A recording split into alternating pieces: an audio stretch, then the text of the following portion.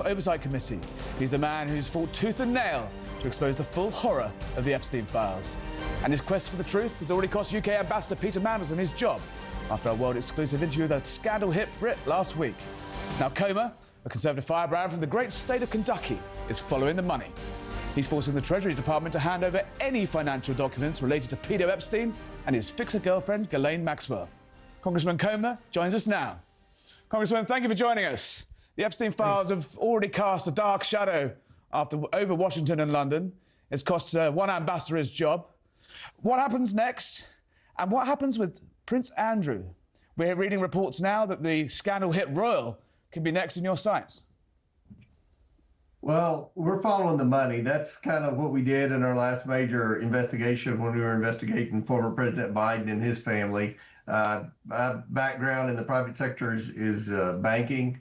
And there are meticulous records that banks keep anytime they suspect that a client is committing a crime.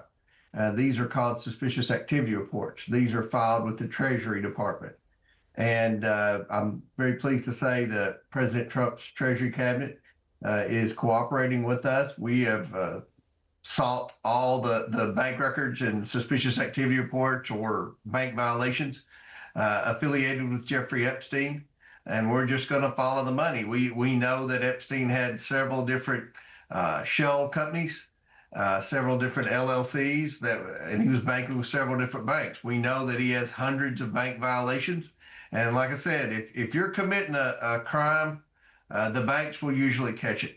And that's what we're going to do, and we're going to follow the money and see where it leads. There'll be obviously people that were paying Epstein money. We're going to figure out who these people are, and then we're going to talk to them. Moving on to the Treasury documents in a moment, but on Prince Andrew, there were explicit reports in the world's media over the weekend that your committee has found documents related to Prince Andrew. Is there anything you can tell us about that? We'll probably just hold off on talking about the specifics of individual names. I think most people have seen that he was definitely affiliated with one of the victims from Epstein Island. That's public. I'm not saying anything that anybody doesn't already know, but we're going to try to figure out who the people were that were accomplices with Epstein. Just because you're associated with someone doesn't mean you're guilty of anything. And we're going to, we believe very strongly in due process, and we're going to give everyone an opportunity to explain themselves. But I'll just leave that part at that. I know that's a big story in Britain and all over the world. It certainly is. But just to be clear, you're not disputing the reports that there are up to 100 emails possibly discovered involving Prince Andrew. I just need to pick you on that point. Well, we're going to be transparent with everything that we find. When we get documents, and we've had the estate turn over 2 batches of documents, we've had the Department of Justice turn over 32,000 pages of documents. We put a lot of those online. People can go through and look at those.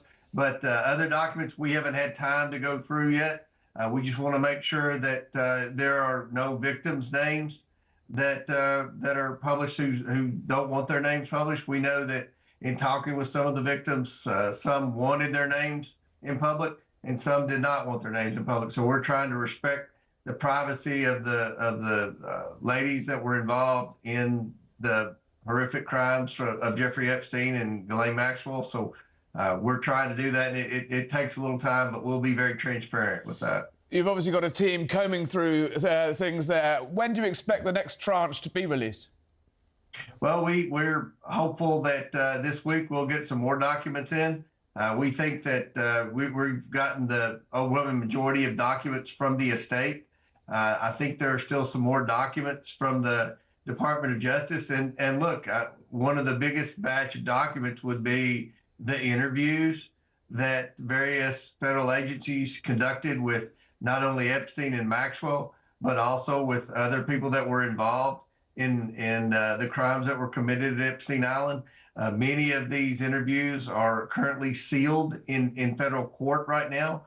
We're trying to get access to those, and I think that would be a wealth of information there. And you're not meeting resistance currently on having those unsealed? I mean, we'll get on to what's going on in Congress in a moment, but the administration is playing ball now? Yeah, the administration actually asked the judges to unseal it. Pam Bondi, the Attorney General, asked a judge to unseal some of that testimony, and the judge denied it. So we're going to go and go our route through court if we have to try to get those documents unsealed. But I can say that despite what a lot of the media rumors are in the United States, that I found the Trump administration to be nothing but fully cooperative with the House Oversight Committee on this investigation. On that, President Trump admits he knew Epstein, we know that, but cut ties with him long before, well, shortly before scandal hit him. He was included in your now notorious birthday book, which was included in your last tranche last week. He insists that's a hoax. But for the administration, are you sensing any further cause of concern? No, look, we've already talked to former Attorney General Bill Barr, who's no friend of President Trump's, and I think the feeling's mutual. Barr said that he never saw anything that would implicate Donald Trump was involved in any way whatsoever in any of the crimes committed by Maxwell or Epstein. And he went on to say that if there had been something in there, that he felt like the Biden administration probably would have leaked it out before the presidential election. And I agree with that. I don't think anybody would disagree with that. So I don't think President Trump has any liability. The Democrats and a lot of the liberal media is trying to make a big deal out of the birthday card. The birthday card has absolutely nothing to do with the crimes that were committed against the women. And when we met with the victims of these crimes, and I asked them, what can we do? What can we do to help you? What would you like to see from this investigation? And they said two things. First of all, they would like for the American people to know the truth about the crimes that Epstein and Maxwell committed. And secondly, they would like some accountability for the people that were involved in funding, that were involved in the human trafficking. They would like some accountability from some law enforcement people that they turned to and told their stories to, but yet the law enforcement never did anything. I think it's safe to say that the government failed these women in many ways by not pursuing justice sooner than they did and by not expanding their investigation beyond Epstein and Maxwell. Do you think those victims will ever truly get justice? Well, I hope so. It's very difficult. You know, some of these crimes were committed as far back as 1996. So you're talking about 6 different presidential elections or 6 different presidential administrations. Yeah. And, you know, a lot of people have this myth that that administrations leave incriminating evidence behind when they go from one administration to another. I've found that many times that incriminating evidence disappears between the transition period of the old administration and the new administration. But we're going to do our best to try to get the truth to the American people and try to get some justice for these victims. The hum of shredders, hangs around January during a transition. In Congress, though, some Republicans say they're fighting for transparency, including yourself. But what about this discharge position from Congress, Massey, of 200 Democrats saying they want transparency? Why not just clear the decks now? Why not fully back publishing all of this? I know we have to exclude the names of victims and the like, but in principle, publishing it all. Well, what the discharge petition says is, first of all, for the Department of Justice to turn over the documents. It didn't say anything about the estate. I'm leading the investigation at the request of Speaker Johnson, and we subpoenaed the documents from the state. That included the birthday book that the Democrats have made such a big deal out of. Look, let's be honest. The Democrats don't care about transparency. They're not really that concerned that I can tell about justice for the victims. They have one goal, and that's to try to dig up dirt on Donald Trump or try to embarrass Donald Trump. That's why they signed this discharge petition. And it's very unfortunate because our investigation is going to go even further. And look, even if the discharge petition passed the House of Representatives, it's then going to have to be voted on in the Senate. Yeah. The Senate not known for speed or efficiency or getting to 60 votes. So I don't think the discharge petition is anything more than just a tool from a disgruntled Republican and a lot of Democrats and every Democrat to try to embarrass Donald Trump. So you're suggesting that the Democrats are using the Epstein's victims as political footballs?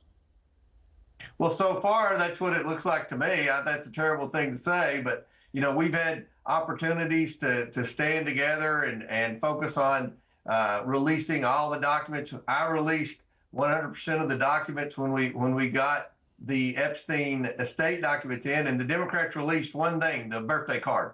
You know, I mean, that at the end of the day, that's not going to provide an ounce of justice to the victims. In fact, the victims, when asked, when we met privately with the victims for 2.5 hours, several Democrats asked them specifically about Donald Trump, and none of them ever said they saw Donald Trump or ever knew of Donald Trump doing anything with on Epstein Island or anything inappropriately with Epstein. So I don't think the liability to Donald Trump that so many of the Democrats and the liberal media are hoping exists.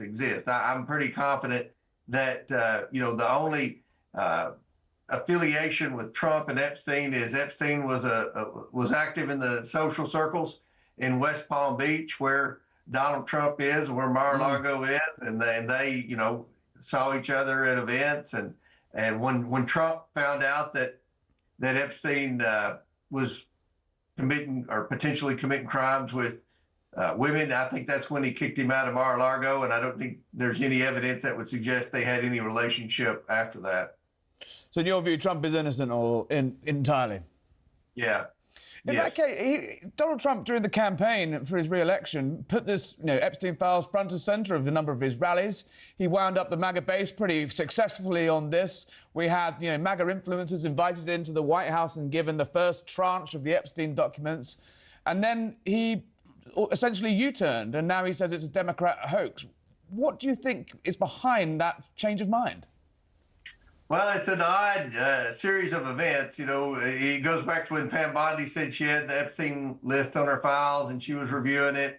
And then they walked back and said there was no Epstein list. I mean, that's a question I think Pam Bondi needs to answer. With respect to the hoax, I don't interpret what Donald Trump said as the Epstein Island criminal activity was a hoax. I think what he means by hoax is it's a hoax that the media is trying to say that Donald Trump ever went to Epstein Island or Donald Trump was ever involved in inappropriate relationships with these young girls or the human trafficking. That's what Donald Trump, in my opinion, refers to as a hoax, not the crimes in general. I think he knew Epstein was a bad person, and that's why he kicked him out of Mar-a-Lago. I don't think he's kicked very many people out of Mar-a-Lago in the history of Trump's ownership of Mar-a-Lago. So that's what Trump's talking about with the hoax. But with respect to Pam Bondi, I don't think anyone would say she's handled this situation in a perfect manner. So I think she has some explaining to do. But at the end of the day,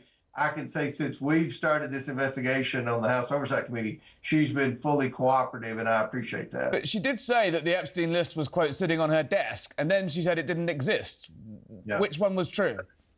That's right. I mean, you know, that's very odd, and I think that's left a lot of people confused. From what I can gather thus far, I don't know that there's an actual Epstein list like what people would think. I think the Epstein list, if there is a list of people that were known to associate with Epstein. I don't think it's like his phone book, essentially. Pretty much, yeah. And being in that is not constituting, you know, some of the names that are in that are, you know, are very well-known global figures. Being in that does not, in your view, constitute, you know, being cause for investigation. Right.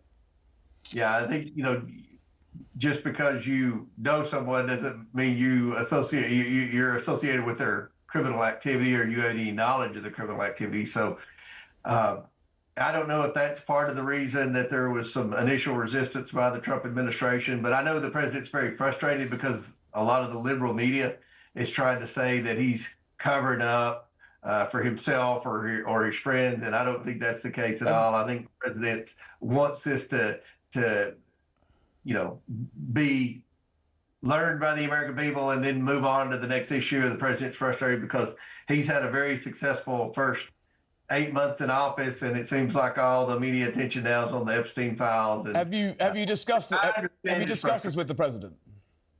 I'm sorry? Have you discussed this at length with the president? Yeah, I think the president, you know, I think he wants to get the truth to the American people, and I think he's going to work with us to see that happens. But I don't think that, you know, I think he's very frustrated because the media is trying to make a story here about him that's not. Look, this is a president that they said was colluding with Russia. Now we know that he wasn't. When he was warning about COVID coming from China, the media said he was a conspiracy theorist. Now we know it was. When he had reservations about Dr. Fauci, now we know it's true. So there are a lot of things they've said about President Trump that weren't true. And I know he gets frustrated whenever there's a new false narrative, and he believes that there's a false narrative about he and Jeffrey Epstein, when there's no evidence that anyone's seen that would suggest that there's any type of criminal liability. What do you consider your role to be, your most important role to be here? Clearing the false narratives around this story, or ultimately seeing it through to its end, and regardless of where it goes? Well, this was an investigation I asked for, but obviously it's something that's very important to America. It's caught the attention of conservatives and liberals. So what my number one priority is to get the truth to the American people. We're going to try to get all the Epstein files, 100% of the Epstein files, and make them public. We're going to try to figure out who some of these people in the government were that the girls went to and turned to for help. And according to the victims, the government turned a blind eye and did not help them. We want to know who was funding all these escapades on Epstein Island. That's why we're following the money. And once we find out all that, we want to just make it transparent. My committee, we can't arrest people. That's the myth that a lot of people say, why haven't you arrested anybody? All we can do is investigate, and we're going to do a thorough investigation. I think my investigation thus far has been the most thorough of Jeffrey Epstein. It's certainly causing waves. Before we move on, I'm just going to have one more go. Do you promise to release any information regarding Prince Andrew should it cross your desk? Yes, anything we get on that, we will release. Thank you. I mean, I'm going to change the subject now to the tragic incident that happened last week. Sorry for the slight turn in direction on this one, but Charlie Kirk's murder has shocked the world. It's led the headlines here in Britain. It's led the headlines in America and across the globe. Political violence is, no longer on the fringe, but it appears to be a weapon used by those that can't win arguments. Can I get your response to last week's horrific incident? Oh, it's terrible. Charlie Kirk did everything right. He went to colleges and universities, and I believe that in America we've had colleges and universities that have gone from trying to teach students how to think to teaching students what to think. And what they're teaching them to think is a far left ideology. And Charlie Kirk would go to the campuses and try to inspire young people and encourage debate and encourage people with differing opinions to come and debate him and argue their point of view. And that's what America's all about. That's what our Constitution's all about. That's what our political process is all about. And a lot of politicians have gotten to the point where they don't really focus much on college students because college students don't have a good track record of actually voting. Usually people in America don't start voting until they get to be 30 years of age. Charlie Kirk started focusing on kids in high school from ages 16 and 17 all the way through college years, and he built up an enormous organization, and he made a huge difference in inspiring people to be involved in the political process.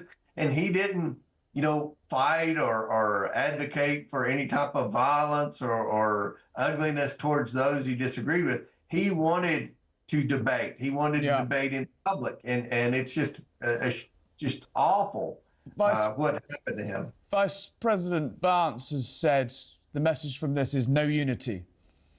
Is that the correct tone to strike? I hope so. I mean, the political temperature is too high.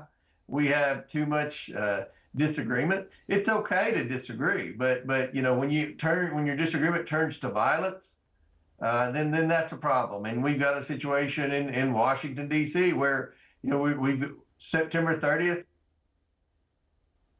is when we're supposed to pass a spending bill, and you've got Democrats have said we're not going to vote for anything. We're going to let the government shut down. That's not governing. You have a responsibility to govern. We have a responsibility to debate. That's what the House floor is for. That's what the Senate floor is for. But we don't need to be as nasty and ugly. And that applies to both parties. I agree with President Vance. Talking of lowering the temperature, I want to play you a clip from a speech that Elon Musk gave in London over the weekend. Have a look at this. Whether you choose violence or not, violence is coming to you. You either fight back or you die. You either fight back or you die. And that's the truth. Today, Elon, I think the British public are telling the world that they're ready to fight back. Good. Yes. Come on. Is language like that helpful from the world's most richest man, possibly second most powerful man in the world? Well, I think that we all need to take a step back. I think we've all probably said things that could be interpreted wrong. When some people think about fighting, they mean, debating really hard, and some people interpret fighting as actual fighting with weapons. So, it just all depends on your interpretation. But I think we all need to really step back and reevaluate some of our terminology, because I go on TV as much as anyone in Congress, and I get asked a lot of questions, and I defend myself and defend my ideology, and I certainly don't ever want to entice violence or anything like that. I may take I have a vocal, heated disagreement with someone asking me a question or debating me, but at the end of the day, we've all got to understand that sometimes words have consequences, and I think both sides can tone it back a little bit, and we'll all be better off. I mean, you talk about standing your ground. You've been a fearless fighter for relentless on corruption, on cover-ups, especially under the Obama era, the Biden era. This critics say it's sort of partisan warfare versus actual seeking of transparency. But the way the media, spin stuff, the way that, as you say, the heated debates on the floor are split down very partisan lines. Is real accountability, in your view, possible in Washington these days, or does everything just go into this partisan blender? Yeah, I mean, we just, the whole political process in Washington is broken right now. And you have the way Congress was set up, it was set up to have compromise. That's why it takes 60 votes in the Senate, not just a majority. And what's happening is people run for office today, and no one runs ads saying, I'm going to compromise. And they say, I will not compromise, and then they get to Washington and they do what they campaign on. They don't compromise. And it's almost impossible to get anything passed. And you have to have moderates. You have to have, you have a lot of liberals and a lot of conservatives, but usually used to the way it worked in the legislative branch, the moderates were the ones that would bring everybody together and govern. There aren't any moderates left. They all got beat. They either got beat in Democrat primaries or Republican primaries, and everyone's either very conservative or very liberal, and it's become a whole lot more difficult to govern. And then I'm going to throw the media in on this to share the blame. You've got networks that are either lean liberal, which most of them do, or lean conservative. And, well, I think more lean liberal than a conservative. Yeah, it's a lot more liberal than conservative. But they, if you watch MSNBC, they attack, Joe Manchin, who is a good moderate member. If you watch Fox, they attack Mitt Romney or whatever. So it's very difficult to govern. Congressman, while I've got you here, I know a cover-up dear to your heart. What's the latest on the Biden auto pen? It's a sort of fascinating story, that. Do you believe that Hunter Biden's pardon, for example, is valid if it emerges that his dad didn't even sign it himself? Unfortunately, Hunter Biden's is about the only one. Oh, no. Funny that, isn't it? The rest of the Biden family, all of Joe's brothers and his sister-in-laws, the auto pen signed. Dr. Fauci, that one was signed with the auto pen. All the members of Congress, like Adam Schiff and Jamie Raskin. And so, in your view, is the auto pen worthless? It's not a real pardon. But you're not supposed to use an auto pen on a legal document. But what we found is that no one could say definitively that Joe Biden was the one making the decision Yes. on how to use the auto pen, and that's what the real problem is. Congressman, I'm going to let you go in a second, but President Trump's arriving in London this week for the state visit. There's lots of things that could go very well, a meeting with the royal family, for example, and the King. There's lots of issues that could go quite badly wrong. Free speech in the United Kingdom is a massive topic of debate at the moment. Do you think it'd be right for the president to raise issues of concern while he's over here? Well, I think the president's got his own unique foreign policy style, and it's worked. I mean, I think if you compare... Certainly one way of putting it. I think he'll make the right decisions, and he knows Great Britain's a friend, and we want to continue to have a great trade relationship. But is he going to be? Should he be a critical friend on issues like people being arrested for what they tweet and online censorship?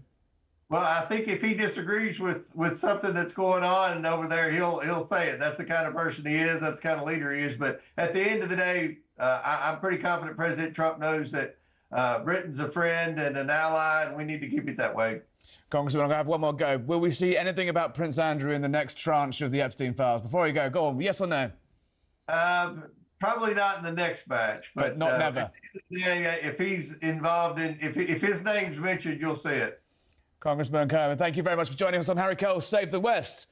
Up next, we have the British politician Alex Burkhardt, who's leading the charge to force Prime Minister Keir Starmer to release his very own Epstein files. Don't go anywhere.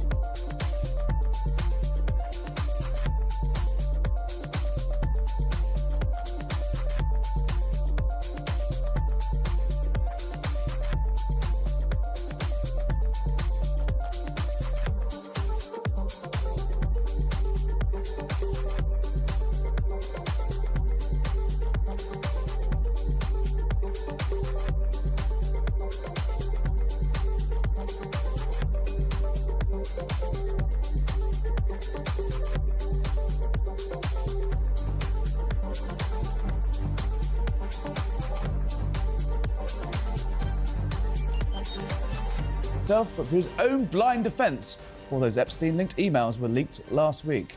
Joining me now is a Conservative Party rising star, some people say, and a man leading the charge, keeping the Prime Minister under pressure, Alex Burkhardt, shadow Cabinet Office boss. What's the latest, and what do you think is going to happen next? So, Harry, since your interview with Peter Mandelson last week, there's been this huge kind of shockwave that's gone through Westminster. Yeah, I think you could say that. And it's really ended up right at the Prime Minister's door. And, I'm sure you saw, like last Wednesday, Prime Minister's Questions, Kemi Badenoch goes to the House of Commons following your interview and sticks it to the Prime Minister and asks him whether he's got confidence in Mandelson after all of this stuff's come out. And he says he does. Yes. The Prime Minister's got full confidence. At the in same Peter time, Mandelson. emails were emerging that showed that Peter Mandelson was not only stayed in touch with Epstein after he was convicted, but was actively urging him to seek a lower sentence. That's right. And what we now know is that that Number 10 and the Foreign Office was aware of this when the Prime Minister went to the House of Commons on Wednesday. And yet the Prime Minister still stood up for Peter Mandelson. And there's a big question as to why they did that. He said that full vetting had happened on Peter Mandelson when he was appointed, and now he's saying if he knew what he knew then, he wouldn't have appointed him now. So, has the Prime Minister misled the House on this? Well, this is what we're going to find out, because we're pushing very hard to see all of the documentation that the Prime Minister... Sounds very familiar as what's going on in DC. We've got our own Epstein files here. Right? Yes. The Epstein files, the Mandelson-Epstein files, we're trying to get them out. We want to see what the Prime Minister saw before he went to the House on Wednesday, but we also want to see what he saw before he appointed Mandelson last year, because ultimately this breaks down three ways. Either the security and vetting process last year failed, which I think is very unlikely. We have very good security services in this country. Or somebody kept that information from the Prime Minister.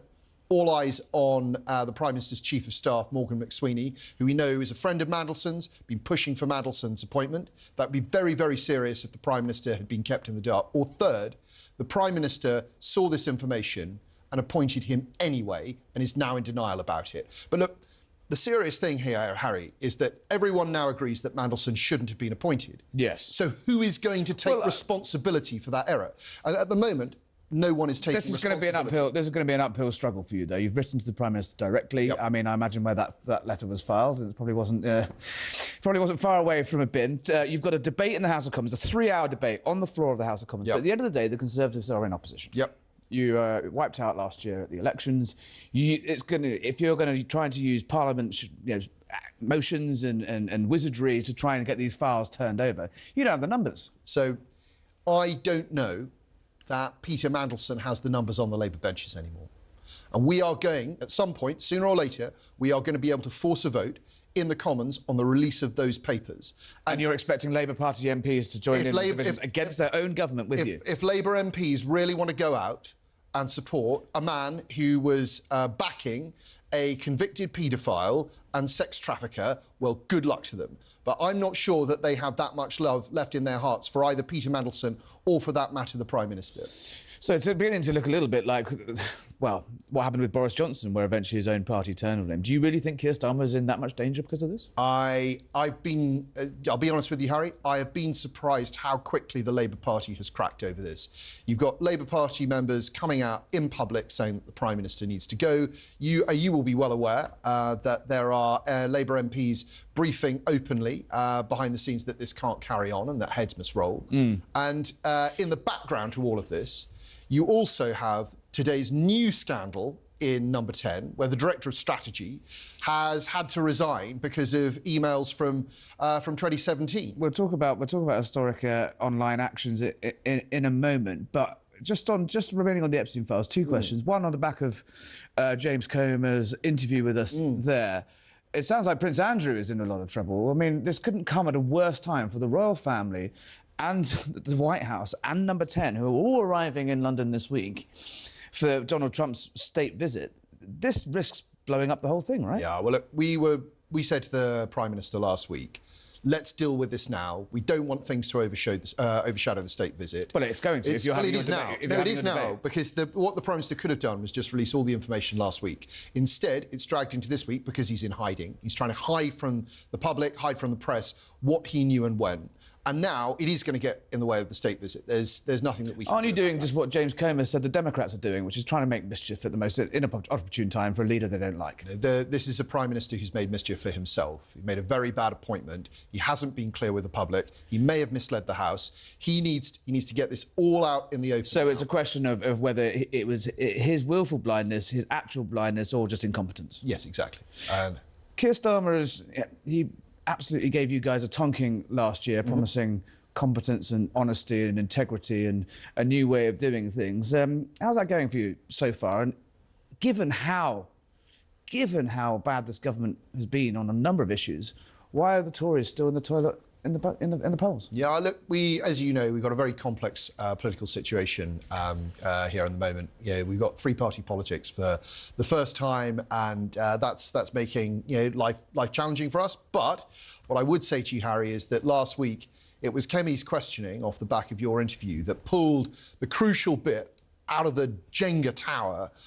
Crucial block out of the Jenga tower, which has started to cause Labour to collapse, and that is the sort of high-quality opposition that this country needs. But is it the high-quality opposition that this country needs? Because you're on, low teens in the polls. Reformer nudging 30. No, we're in high teens in the polls. OK, all right. No, you're in the teens. Isn't that? But you understand it's a different. We're a couple of points behind Labour, right? And obviously, the Liberal Democrats lapping at you. Obviously, things are not going well. Obviously, let's see how the Prime Minister's doing. In a few days' time, after this absolute sort of shower of. If the Tories were the ones leading the charge and being the true opposition, why are you losing sort of great minds of your party? The intellectual thinkers like Danny Kruger. We have absolutely been leading the charge against Keir Starmer over this issue, and it's because of the Conservatives' action that this terrible Prime Minister is now in deep trouble. And you mentioned Danny Kruger. It's very sad that he says the Conservative Party's dead. Yeah, he's wrong, and I'm very sad that Danny's left. But it's obvious that he's making a mistake, and people make mistakes in politics all of the time. And I regret to see that. You'd have him back if there was suddenly life left in the Conservative Party. I believe it was feeling better. I'm sure that Danny appreciates the parable of the prodigal son. How far? I'm sure he does. How far are you finding the actions of some of the latter actions of the Conservative government, the last 14 years of Conservative government, as a hindrance to your resurgence? Things like, take example, the Online Safety Act, which has come into force now and is riddled with badly worded legislation that's leaving the ability for Ofcom to try and police the world in terms of online censorship. Things like your own party's campaigning against grooming gangs being censored on X. You've left yourself a lot of bombs in government to ever come back, right? We obviously lost the election for a reason. Right? Yeah. The British public, tend to get it wrong at general elections, and they wanted us out, and they want us out because we made mistakes. And what I would say on the Online Safety Bill, Online Safety Act, is that Kemi Badenoch voted against it, and the woman who wrote it is now a member of the Reform Party. So, did you vote for it? I can't remember. Look, I mean, we talk about a very interesting point. The Conservative Party, from where I'm sitting, well, back here in London, but from where I'm sitting in DC most of the time, looks as dead as Danny Kruger says. Reformer on the march. Labour, spectacularly unpopular in record time, and now people seem to be taking to the streets, painting roundabouts, raising flags in their constituency. We're moving towards a politics in this country that is not focused on Parliament and focused instead on something a little bit more organic. No, I think that we are in completely unprecedented times. I agree with you on that. For good or for bad. But what I don't think these are good times at all. I think if you look at the situation that the country is in now because of the bad choices that this government has made. And the last government. We take our share of the responsibility, but this government has made things considerably worse, both in the economy, principally in the economy, where unprecedented business taxes have totally squeezed all growth out. We had 0% growth in July, unemployment up every single month since these people came to power, and the debt, the national debt, completely ballooning. And this is a consequence of what Rachel Reeves did in November. She would argue that she was left a fairly she rocky might, ship. but I don't think anyone believes a word she has to say now, and rightly so. When she took over, we had the fastest growing economy in the G7. Leaving aside the economy, I just want to talk about the state of Britain more widely. But you appreciate, Harry, that for like my constituency, which is in Essex, the economy is obviously one of the major things that people think about. Loads of entrepreneurs, of course, really thriving business sector until it's been taxed till the pits. Pretty much every American I meet, as soon as they hear my accent, they ask me one very simple question: what the hell is going on in England? And I'm at a loss sometimes to be able to explain that mothers are jailed for things they tweet in haste and repent quickly. Armed police arresting comedians for a joke they made in Arizona. An Irish comedian made a joke in Arizona on a website that is hosted in the United States, has no vested interest in the United Kingdom, and he lands at Heathrow and is arrested by 5 gun cops. Outrageous. We've got people criticised for raising their flag. Obviously, we've seen what's happened in with the repression of free speech. I think it's going to be a big topic of discussion while Donald Trump's here. Do you recognise? Is that the country that you want to lead as a party, or do you recognise that? No, how do we get to this stage? There are a lot of things that that need fixing about the country right now. But how? I mean, I think, look, if you break it down, firstly, you have to bring back prosperity. Second, you have to try and create a sense of national pride again. I think one of the ways in which government can do that is first by helping people get wealthier, by allowing business to thrive, but also by making sure that government shows that it can fix the problems that really people. But I mean, the Tories tried to do that for 14 years. They ended up over-regulating and leaving us with this legal mess that we're in. Remember the situation that the Tories were dealing with. You had, they came in after the biggest financial crisis. I mean, let's not do 20 years of it. Well, I'll do it very quickly. Yeah, we had the biggest, came in after the biggest financial crisis in a century. We then had the biggest constitutional crisis in a century. We then had the biggest healthcare crisis in a century, and which led to the worst inflation and the biggest energy crisis in about 40 years. That was an incredibly difficult 14 years, and we certainly didn't get everything right, and that's why we got voted out. This government now is making mistakes of its own choosing, and that is what is leading to the chaos that we're finding now in our streets and in our businesses. We have to let you go, but going back to what's next on Epstein. So you've got a 3-hour Commons debate tomorrow. Yep, David Davis, one of our senior Tories, will be leading that for us. It's going to be very good debate. Government's got some serious questions. Will there be? At what point will we be able to, as you say, threaten this vote to have things turned over? So as far as I'm aware, we're not going to be able to have the critical vote tomorrow. But we are going to be holding the government to account. Government's going to explain itself, and we're talking to parliamentary authorities to work out just how we can get that moment of crisis. So it's a marathon. It's going to be a marathon, then, rather than it's not. This is not going to be resolved immediately unless the government and the Prime Minister do the decent thing and just tell the truth. Just get it all out on the table so that we can see what they knew when. Alex Burkhardt, thank you for joining us. Still ahead, we fire up our panel. The Daily Caller's Amber Duke and Christina Bobb, attorney for Judicial Watch, will join us to dig into all of those Epstein files and much more. Why free speech is under fire like never before. Don't go away.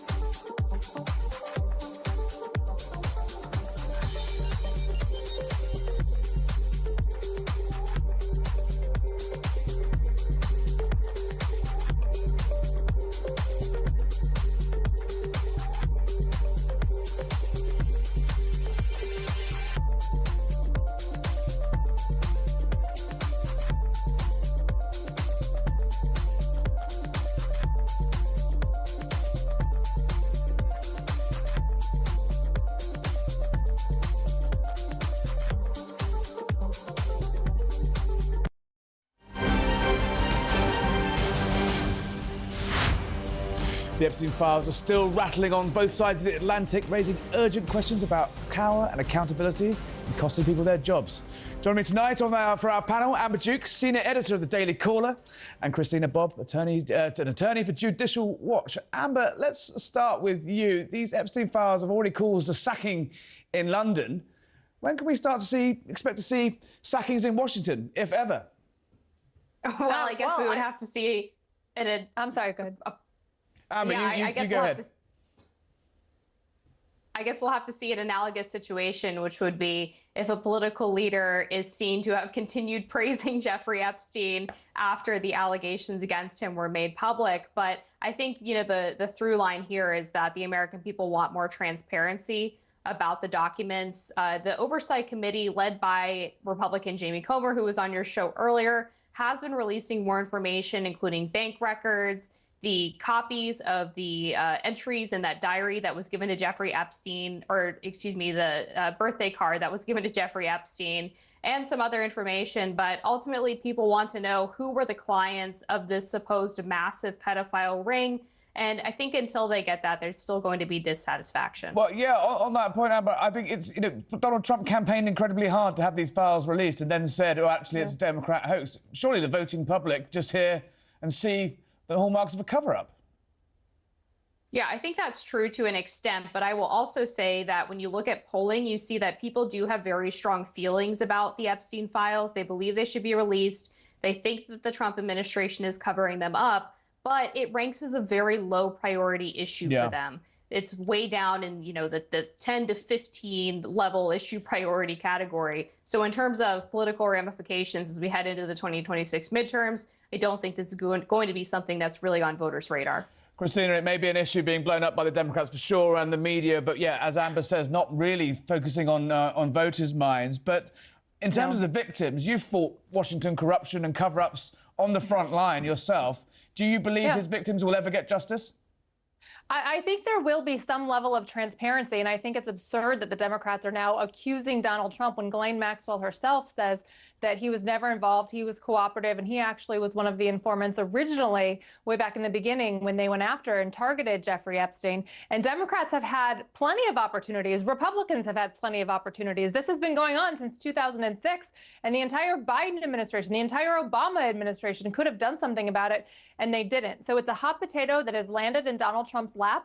I think they're doing their best with what they have. They need to get some more information. I don't think it's as clear as people have thought it was, considering this investigation has gone on for 20-something years under multiple administrations. So I think they're wrapping their arms around it. And the interview of Ghislaine Maxwell, I think, was incredibly transparent. I think James Comer is doing what he can to get some information, but they basically need to refresh the investigation because it had grown stale with the politicization of it over the prior administrations. Christina, I'm not trying to put you out of a job here in any way, but call me old-fashioned, but when people lose elections and then the power changes, going after your sort of political opponents through lawfare, through the courts, used to be the sort of thing of the trick of a dictator in the banana republic. Do we think it's gone too far now in that once an administration wins or loses an election, they spend not time trying to speak to voters to win back support, but instead trying to bang their political opponents up or their kids?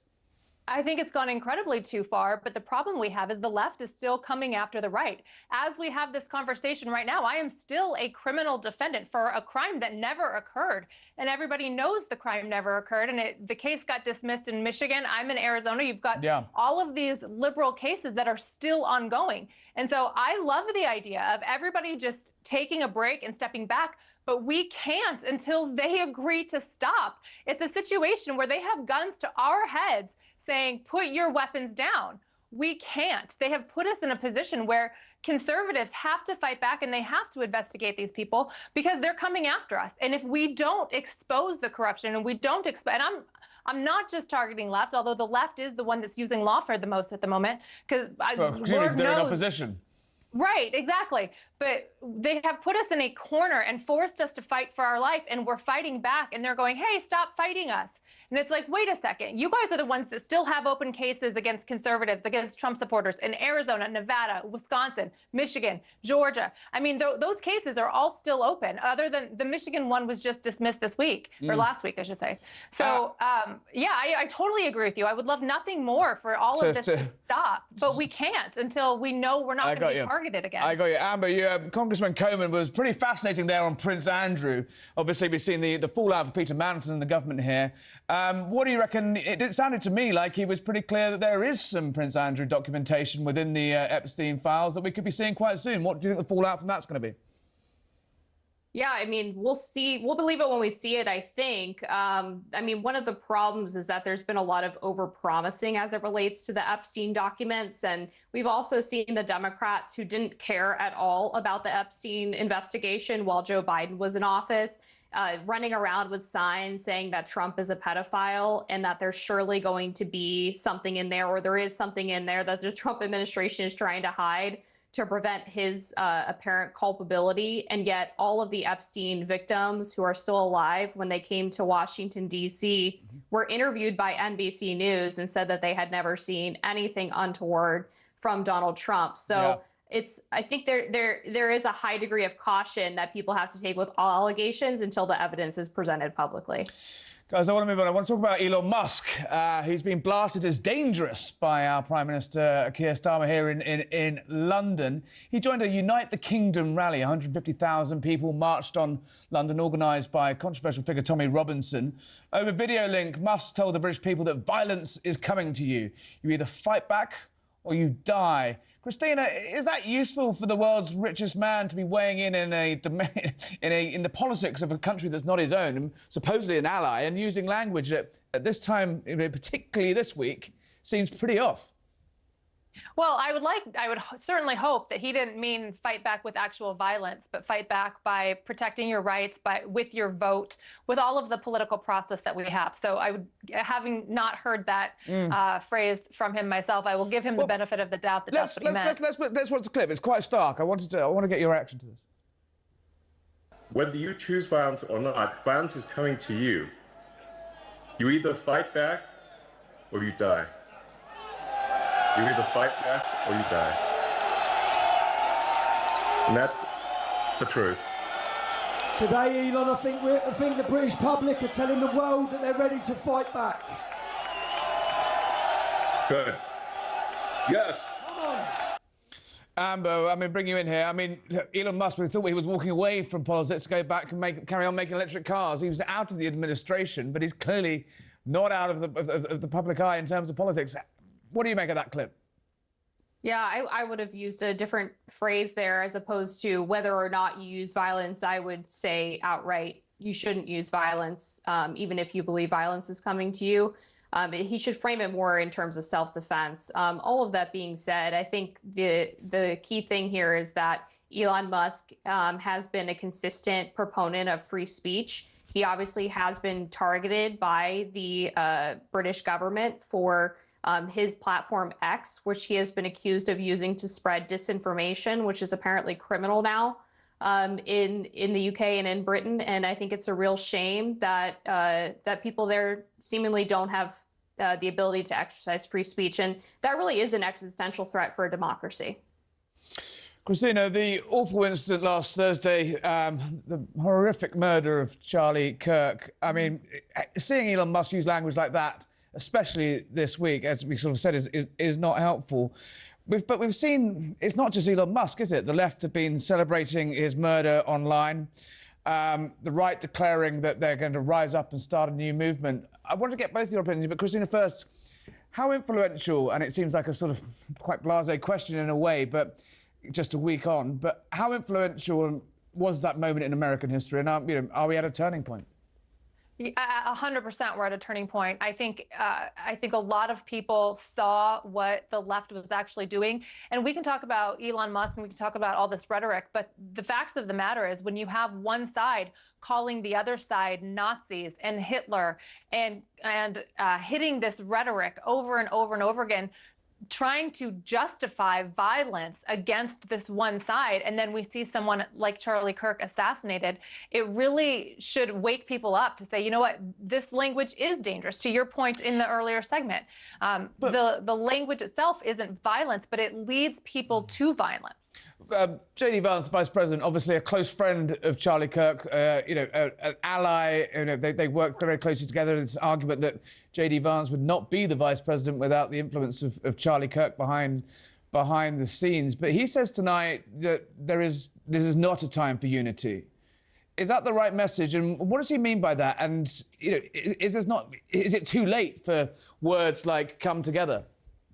Well, I think, at least I can't say, his intent, but what I would take from that and what I think he means by that is that the right has no problem with, transgender, with the left living and existing and doing what they want to do. We can coexist. And this assassination against Charlie Kirk really solidified, kind of in a lot of conservative minds, is the left doesn't feel that way about us. They don't feel like they can coexist with us. And so the idea of this is not a time for unity is we are so sick of being targeted and berated and called Nazis and called Hitler and had, the woke left shoot up our children at schools and loved ones and assassinate people for the way that they speak, that it's a time to stand on our principles and stand on what we believe and not allow the left to take any more ground. So that's the way I take it. I think he's right in that regard. It's not a time to try to find common ground. It's a time to take the ground that we've lost, meaning we can live freely and safely in society without fear. I believe that's what he meant. And Amber, do you believe that the right will be able to do that with just words, essentially, words and organising? I'm old enough to remember when, causes deaths that were taken on by the left ended up with riots, shops boarded up, cars on fire across America. But with the death of Charlie Kirk, we've seen, vigils, candles, and still silence, but, boiling anger, but nothing like a response with violence. Do you think that will continue? Yes, I do. And conservatives have historically reacted this way to being out of power or to being marginalized. If we go back to the 60s and 70s in the United States, there was a similar, I think, amount of political violence, a lot of it coming from the left at that time, too. Over time, I think liberals stopped engaging in political violence because they captured so much of American institutions and the government. And the reason why we're seeing this uptick as of late is because Republicans and conservatives have taken back power. They've rooted out far left extremism from the university system, from Hollywood, and from the government. And so now they're lashing out. Do you think that it's too very quickly, one word from each of you? Do you think that's has the Rubicon been crossed? Will this be able to be brought back together, or are we looking at a very divided country and a very divided West going on? Amber, yes.